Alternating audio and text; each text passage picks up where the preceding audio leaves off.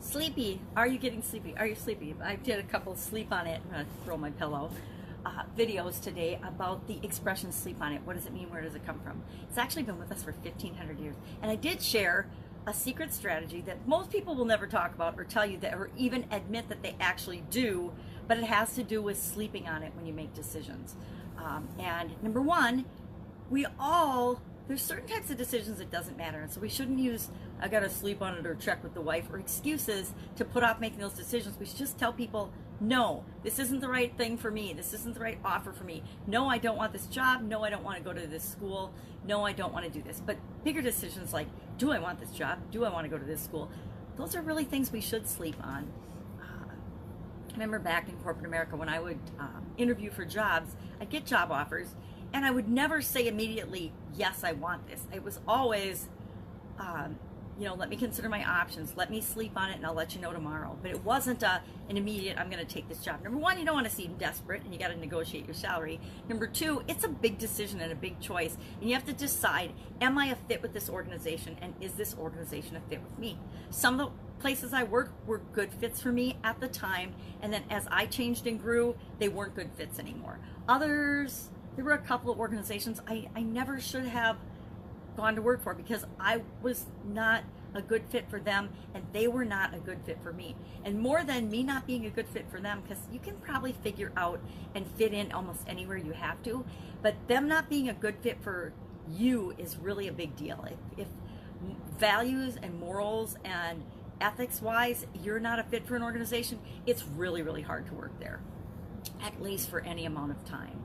So sleep on it, talking about decisions that we need to sleep on it for, and the positive impact of giving enough consideration and the decisions that we need to make, the choices that we need to make in our life, the consideration that they're due, the time and the resources and the energy to really think about the benefits and the disadvantages or the advantages and disadvantages of making a certain choice. We can't, of course, ever know the consequences of the choices and the decisions we make, but we can make an educated guess based on our experience or the experiences of other people, right? And we might as well learn from other people's mistakes. We don't have to make them all of ourselves.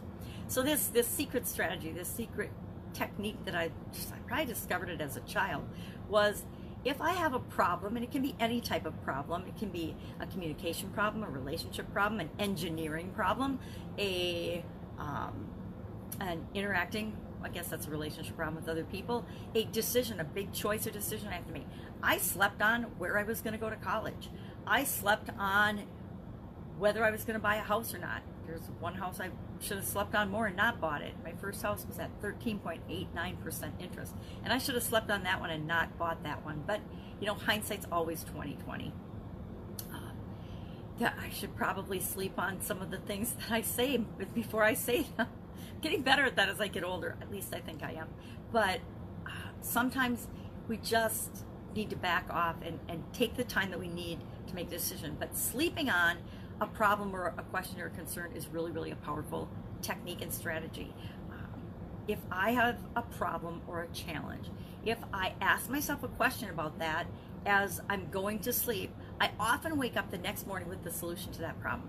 Came up with some really, really big engineering solutions in my career. Now I'm trained as an engineer, but I didn't really work much as an engineer throughout my corporate career, but I have an engineer brain, so when my brain's allowed to sleep on it, it comes up with solutions apparently that other people had never thought of.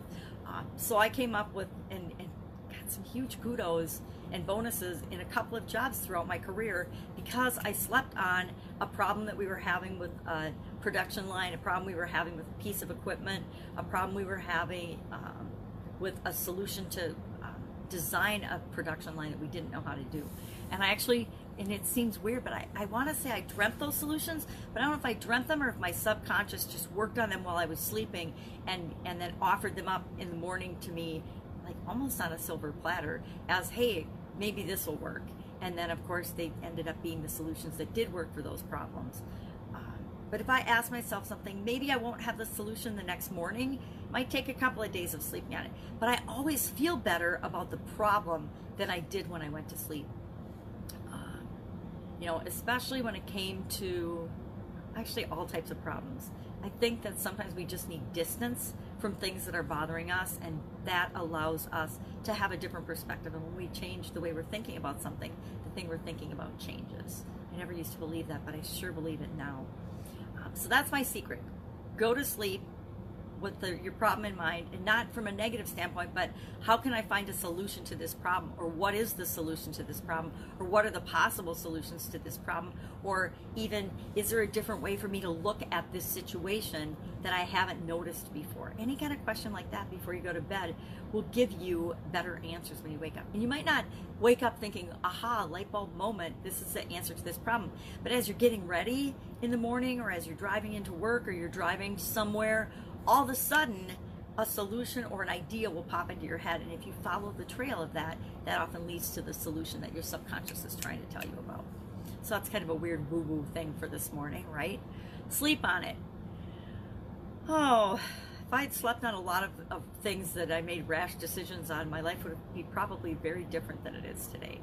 And that's okay too, because obviously I needed to learn all the lessons I've learned so far to put me where I am right now. For the live challenge workshop, now I might not be traveling. I might be traveling, I might not be traveling. I might be traveling, I might not be traveling. It keeps going back and forth, and so I'm not even going to talk about it anymore. Wherever I am on March 23rd, that is where the live challenge workshop will come from, and I will hop on live no matter where I am in the world and do the live challenge workshop. We're doing the countdown to live challenge workshop, 20 biggest business lessons I've learned in 47 years of corporate America, of sleeping on it, of different businesses. I've been involved, I added them up, like at least 27 different businesses and industries.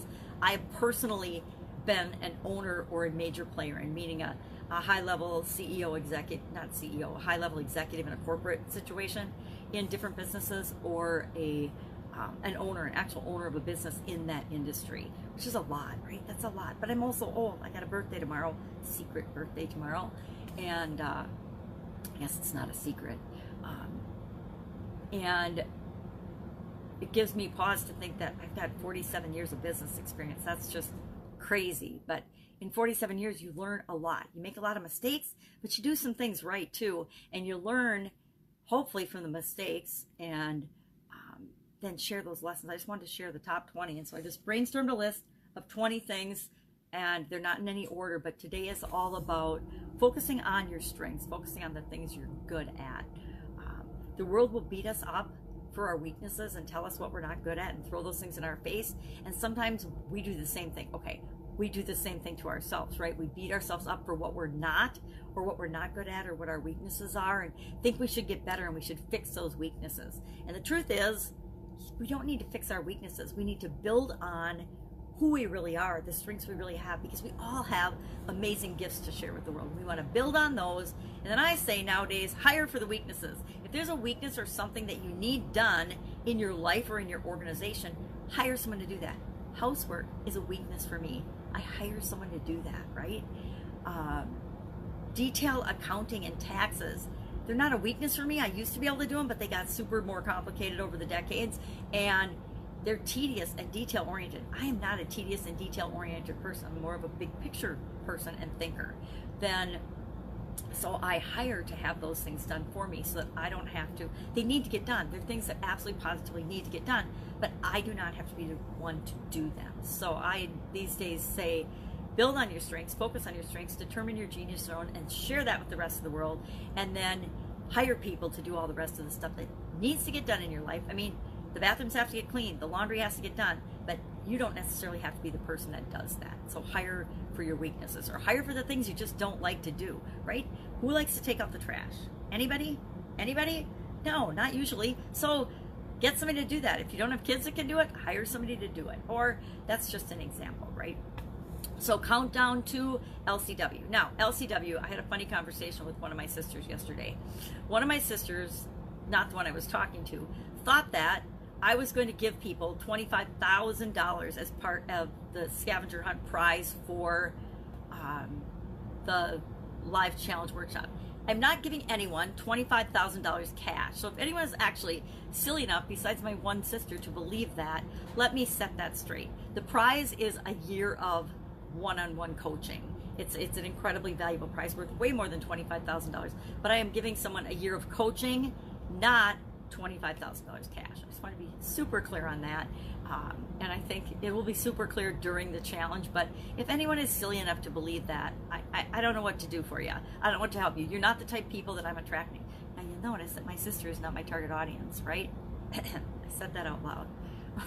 But let's be real clear on that. So that was something funny that came up yesterday. I'm like, yeah, I don't know anyone that gives out more than like $100 Amazon gift card in their challenges. And you'd be crazy too, because you don't give people money. It's like the old adage, give someone a fish and you feed them a meal, teach someone to fish and you feed them for life. It's the same thing. I could give somebody $25,000, but it wouldn't change their life at all. It wouldn't probably change anything for them. But I can help someone for a year of coaching, and I guarantee I can change and transform their life. And I can, or well, they have to do it, but I can help them to change and transform their life. What else is going on?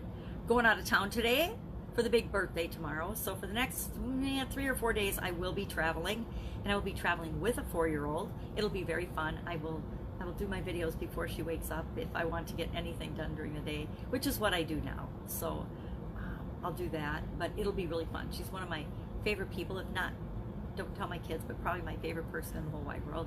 I absolutely love the little human being.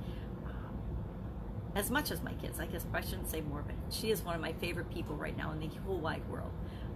She gives me so much joy and energy, just like kids will. I mean, we get out of people what we expect, right? And I expect her to amaze me every day, and she does.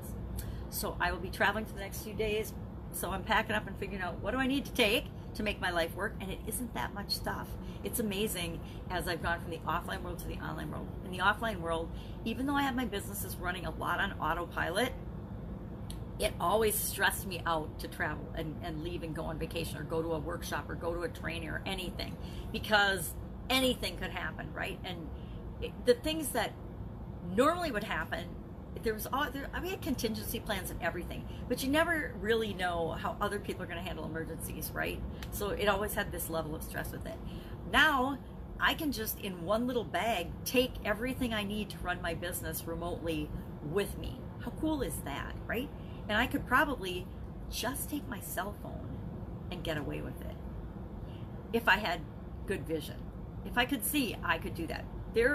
It's entirely possible for people to run their entire life off of their cell phone nowadays. You know why? Because that little cell phone is more powerful than the computers that I grew up with in college when, you know, they were the size of gymnasiums. The computer processing was the size of a gymnasium.